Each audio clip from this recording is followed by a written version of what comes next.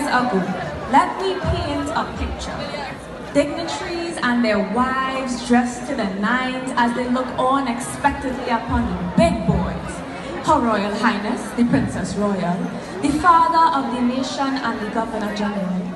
One stoic, one in the eyes of the people heroic, and the other represents both the suffering and liberation of my people. But as the clock struck 12 and a new day dawned, the moon witnessed what I would call a spectacle, something to behold.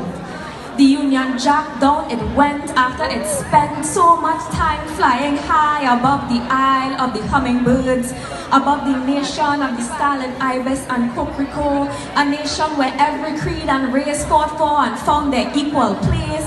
And like the sun that rises every day without fail or hesitance, the flag of TNT was hoisted up and over the horizon, while the national anthem rang out and free, proclaiming like a mighty blade that was forged from the love of liberty, that was engraved with the boundless faith in our destiny. Hear ye, Trinidad and Tobago, the second country in the West Indies to become independent in the 1960s. But where are we now? 46 years later, we have removed a foreign power as head of state, and in its replacement, to make a statement, one of our own became the nation's president. Sir Ellis Clark, make some noise!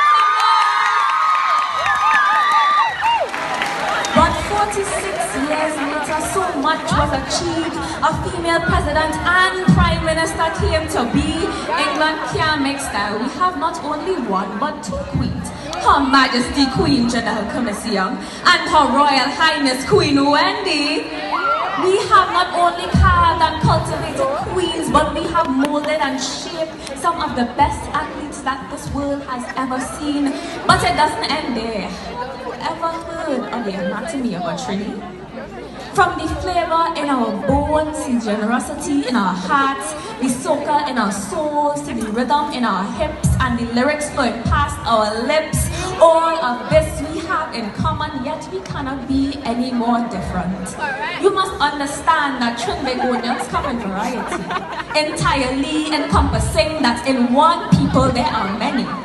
From 1962 to 2022, boy have we been through it. From pandemic to rising oil prices, we just keep getting hit with crisis after crisis. But don't close your eyes, sis. Open them wide, sis. Look ahead to the future, miss, and tell me if you see this. A nation of promise, and from this I see a prosperous country.